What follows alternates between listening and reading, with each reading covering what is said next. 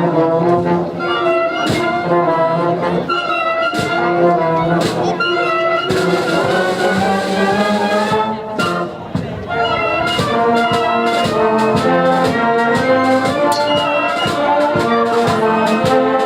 December 1881, Walter Powell took off from the Crosshays in Malmesbury in his coal gas-filled balloon Saladin with two friends, a Captain Templar and a Mr. Ag Gardner, to take some meteorological observations. The trio found themselves being blown off course and passed over Glastonbury, Somerton, Crewkerne and Bridport. In a desperate attempt to prevent themselves being blown out to sea, they were forced to make a rapid descent near Chesil Beach on the Dorset coast. They landed heavily, and Captain Templar and some ballast were thrown out. As the balloon rose suddenly, Ag Gardner was pitched over the side of the basket, crashing to the ground and breaking his leg. Powell stayed in the basket, but the balloon, now much lighter, took off once more. Walter Powell was last seen waving to his companions as the balloon disappeared out to sea. He was never seen again. Walter Powell was born in Newport, Wales, into a very wealthy family.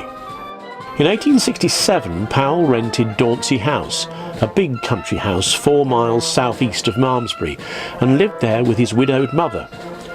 Within 2 years, he was elected to Parliament as the Conservative MP for Malmesbury.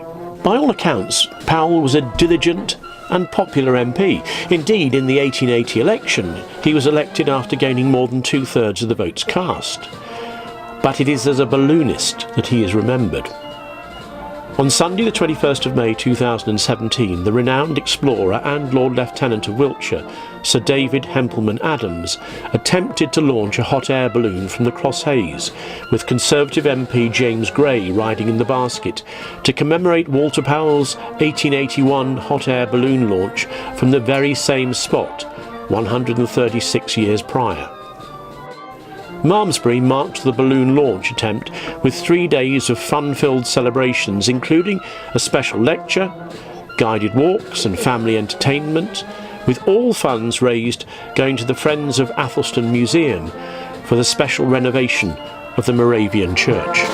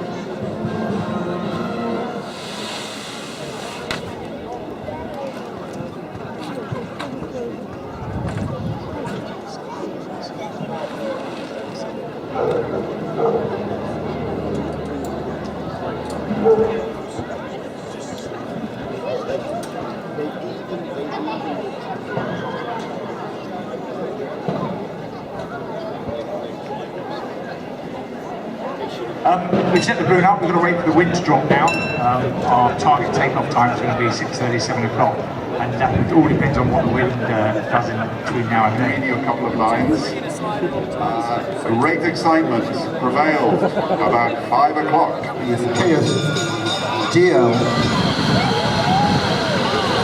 And David Hempleman-Adams was the first person in history to reach the geographic and magnetic North and South poles.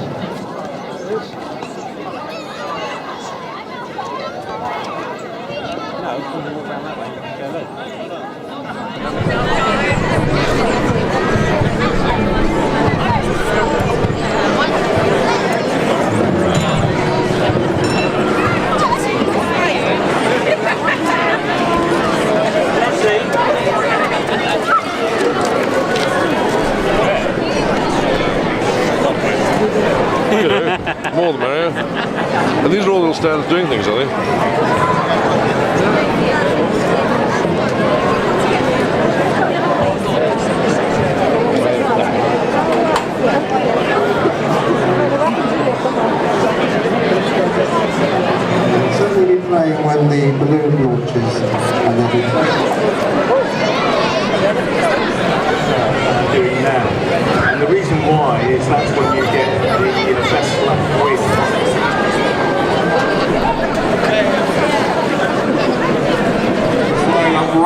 can see it now.